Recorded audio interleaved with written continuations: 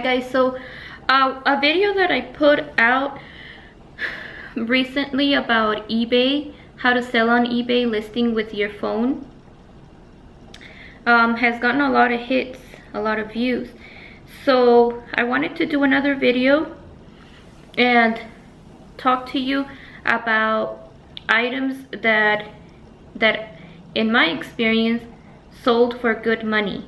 Okay, so these are items that I would list and they would sell for good money when I had a store. Because 3 years ago I was doing eBay and I had an eBay store, and you know, my mind was really open. I had to get an open mind to really see all the possibilities of what I could list and make money, because it is hard to actually list something and get it sold. But I learned a lot of things from a couple that my husband found and told me about, and I'll put their link. They have their podcasts on YouTube. They have them on here. They have a channel, and they're called Scavenger Life. Okay, they're a couple, and you know, they taught from them. I learned that if you want to sell, say 8 to 10 items a day, you have to list or have a store of 8,000 items listed. You know, so the more you have listed, the more chances that you're gonna be selling every day. Okay, so that you're making money. But if you're just starting, it is really hard. You don't know what to sell. If you're out there looking for things, I'm gonna tell you right now what worked and what got me money. Okay, so this is my cheat sheet and I'm sharing it with you. So this is how you have to make your mind. You have to shape your mind so that you're not thinking only one way. You have to really open your mind and think, who is on eBay? You know, whoever is on eBay, what are they looking to buy? What are they looking for? What are they gonna give me their money for? So there used to be these thrift stores here, but they just went out of business, I guess, and they used to be called Epic, and they had Dollar Mondays. So you would go and anything that was a certain color was $1. So I would go, you know, every Monday I would be there. As soon as they would open, I would go. And this one time I remember I found a flashlight, and it caught my eye because it was a flashlight from like when I was little. My parents used to have those flashlights, you know. So I said, oh wow, look at this flashlight. You know, I said to myself, this is really unique, and it was $1. So I said, you know what, I'm getting it. I got it the same day I listed it, and I think I got an offer for it. I listed it for a lot because I thought, this is vintage, you know, this is a vintage item. And again, you know, when you listen to people that do eBay, like the husband and wife, you learn tricks. They tell you about the things that they do, you know, but maybe not tricks, but they just tell you logically what you should do with items like that. That's a vintage item.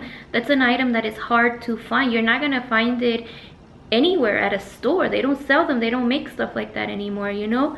So anyway, I had to have listed for a high price. I got an offer for it for about $60, I want to say, and of course I took it, you know. I took it, I accepted it, and later when they got the item, they wanted it. It was somebody that would make props for movies or shows, for a show. And it was like this outer space Mars show, and they needed to make guns, laser guns, to use on the show. And so this guy saw my flashlight, and he was looking for flashlights like that so that he could make the swords for this show. So I was really happy, and I thought that was really cool. He sent me a video of a picture of what it looked like, what he turned my flashlight into. What was his flashlight after he bought it.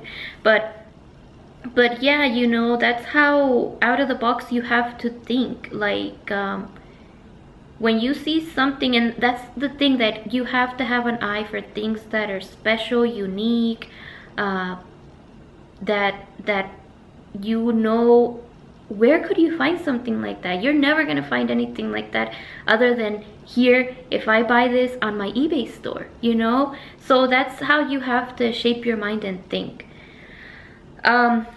So anything that you find that is you know, antique, when you were little, that you remember, stuff like that. So that was that flashlight. That's an example.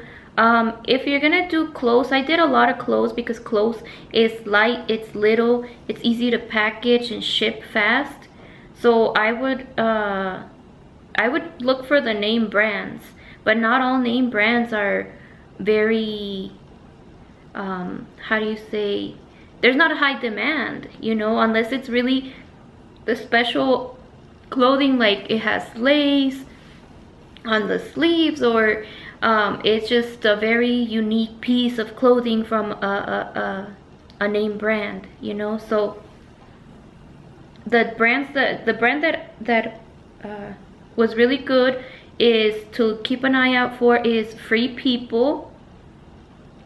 And again, when it's clothes, you want to make sure that it's a nice item, because Free People, it's kind of like it's clothes that is very vintage looking, or boho, or you know, that style. Sometimes it will be little tank tops with little straps, and you know, some, well, I would say try it, but I would say also have common sense when you're finding something like that. If it's torn, if it's in bad shape, even though it's Free People, it doesn't mean that it's gonna bring you good money, you know. You gotta have a little common sense to look at the condition. So Free People clothes. Another thing that we used to list that made us good money is, I would go on Instagram, and just to get ideas, you know, what is it that people like, what are people using, what is trending. And at the time, sports drink, like the drink bottles, the sports bottles, water bottles, weren't so popular as they are now. And so I noticed on Instagram, a lot of the celebrities, they were promoting a lot of like shaker bottles, you know, the bottles that have a spout, and they have like a little thing on the inside for shaking your, like a protein smoothie. So I noticed they were promoting a lot of protein shakes. They were promoting like drinking a lot of teas for losing weight. So I just started digging and looking, and I found this company that made these sports bottles that were really like unique colors. They had them in black, white, yellow, neon colors, and they were called Matte Fit. And I don't know if they still sell them, but I would buy them, and then I would list them on eBay, and I would resell them and make money on them. So that's something else you can do, you know. Find something that is trending, and look for it somewhere, and see if you can turn it around and make money on it. Okay, the next one is vintage Barbies. So yes, I had an experience that hurts when I think about it. Okay, so it was one of those Mondays at Epic, and the Dollar Mondays. And so yes, I thought Louis wanted to get up. So yeah, I was at Epic. It was a Dollar Monday, and I was about to leave, and then like on top of a clothes rack, I see a Barbie, and this Barbie was so pretty. This Barbie had like really nice hair. She had like a little like a little scrunchie for her hairstyle. It was like sparkly red. She had little gloves. They were sparkly red also in her dress. Like, there was something about this Barbie that really caught my eye. When I saw it, I was like, wow, this Barbie is really pretty. This is the most prettiest, fanciest Barbie I've ever seen. So then I peeled the back of her clothes, her dress, you know, and it said with silver Sharpie, it said something. And I couldn't make out what it was. But I was part of the group on Facebook, and I'll put a link for that too, or what the name is, so you could join it. It's called Thrifting for a Profit. And I went on there and I put, you know, does anybody recognize this signature? Do you guys know who this could be? And then somebody said, could it be Bob Mackie? Bob Mackie is a designer, and, you know, if you look him up, all his designs are really, really pretty, really beautiful, beautiful designs for dresses, elegant dresses. So this was a Bob Mackie Barbie. And I put it up as a Bob Mackie Barbie, but at the time, I think I put it up for maybe $60, $70, you know? And at the time, nobody was interested. But in the group, somebody found it in the archives of the group. And, you know, 2 years later, I sold it, by the way. I sold it for $60. So, years later, somebody contacted me on Facebook through Messenger and said, do you still have that Barbie? And I said, why? They said, because if you do, I'd be interested in buying it. And I said, okay, well, how much would you pay for it? I didn't tell them that I did have it or not have it. You know, I wanted to see what it was about.